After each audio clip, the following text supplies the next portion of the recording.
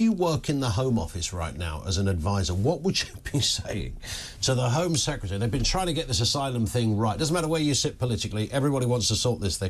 175,000 people on a backlog. Boats are still coming, very dangerous routes every single day, it seems, but record numbers earlier this week. Rishi Sunak said, initially, I'll sort the backlog by the end of the year, I'll stop the boats by the next election. Neither of those things we now know will happen. This is an absolute mess, and they're dealing with about 2,000, they're sorting 2,000 cases a month. Which is ridiculous. 175,000, about a 7-year project. 2,000 cases a month. Yeah. Well, 2,000 is at the peak season, which is most days right now, is what you get in 2 or 3 days. So the figures are all going in the wrong direction, and they are going to get worse and worse and worse, not just for the next few years, but in my view, they're going to get worse and worse and worse for the next few decades.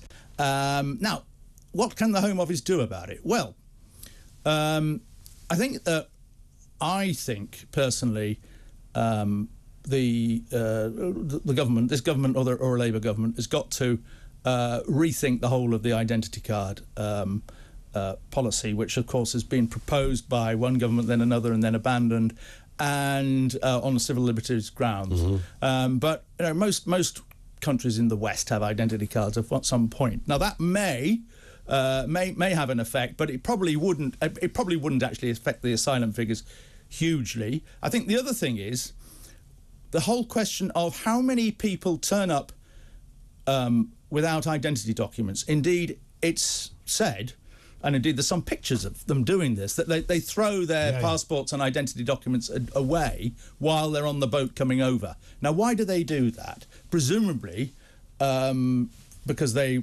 don't want any documentary evidence which will negate their story. Indeed. But presumably that also makes the whole asylum process so much longer if they haven't got any identity documents with them. Maybe one thing to do would be to say, right, anybody with identity documents, you're fast-tracked. Well, yeah. And if you came from Syria or Afghanistan, two obvious countries where most people would say, well, there's arguably, cases to clearly understand more than Iran, for example, or even Eritrea.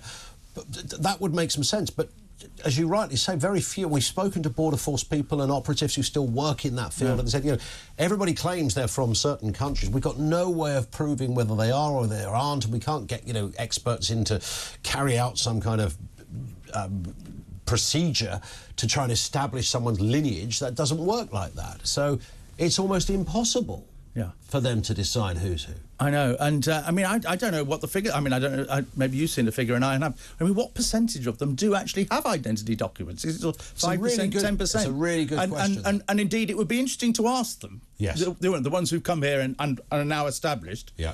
Why do you throw your identity documents away? Is it because you want to tell lies, essentially? If their story is true, why not present their passport and present their... And now apparently they're under pressure from the traffickers to throw them away. But that I think is well worth exploring. But hey, the Home Office has been a disorganised government department for almost as long as I've been a journalist. I remember in the 1980s suggesting to Channel 4 News we ought to do an investigation into why the Home Office is so disorganised and inefficient. There is something about that department which is wrong. They've clearly got to employ a lot more people dealing with asylum cases, but you need to train them. It's not easy to take more people on, and in a way, if you take more people on, that's an admission that the problem is going to carry on being bad and getting worse.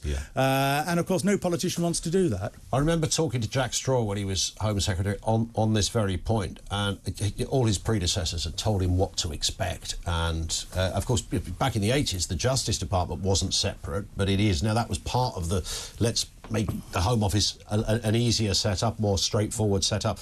But that didn't address all the problems. And Jack Straw said, when you go into work on a Monday as a Home Secretary, he said, the one meeting you don't want to go into is the immigration meeting. He said, because, the police ones are fine, the sort of counter-terrorism ones, all deal with all of that. He said, but the minute, he said, there's a warehouse over there with files and files and files waiting to be dealt with. And that was before all of this. So it's always been a big problem around the neck of any Home Secretary. And, well, according to him, the worst part of the job And I think he's probably right. Yeah, and it's going. I mean, and the immigration figures now are much worse than they were for most of the period of the Labour government, and they're going to get worse in future as, frankly, the middle of the planet starts frying and people have to escape the really hot areas and come to Northern Europe and to North America, because there is a whole chunk of Northern Territory which is not available to them, Russia and China, and so the figures are going to go up and up and up. And we have to get used to that as a society, because nobody's come up with a good way to deter people from those parts of the world claiming asylum. Yep. And indeed, in many cases, they do deserve to come here. Indeed. Michael, great to see you. Alex Phillips is in. You could solve this problem, Alex, couldn't you? You know how to solve this problem. We're 20 years out of date in solving this problem. I put a lot, what Michael's saying is really important, and I put a lot of emphasis on the fact that the West has essentially turned its back on Africa, where you've got China using a Belt and Road initiative to develop the African economy and give them infrastructure. I don't understand why we haven't been in there with foreign direct investment, helping them build plants, factories. They've got a huge youth demographic. It's an energetic nation, a lot of the world's resources. If we help to elevate Africa, there'd be fewer people on boats. It's interesting, isn't it? It's a fair point, Michael, isn't it? I mean, there is, here's a whole continent that has been kind of left to its own devices and probably could use some of that help. Well, of course, we do some things in Africa, but nothing like on the scale of China. But I think ultimately, by the middle of this century, living there is going to become so uncomfortable that they're going to want to come north, no matter what the economic opportunities.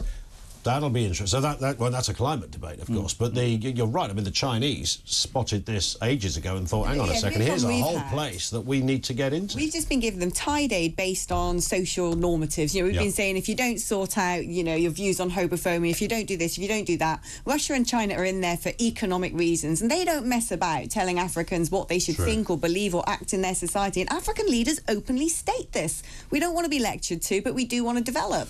We've got about 20 seconds, Alex. What is happening after the news at 3? Oh, we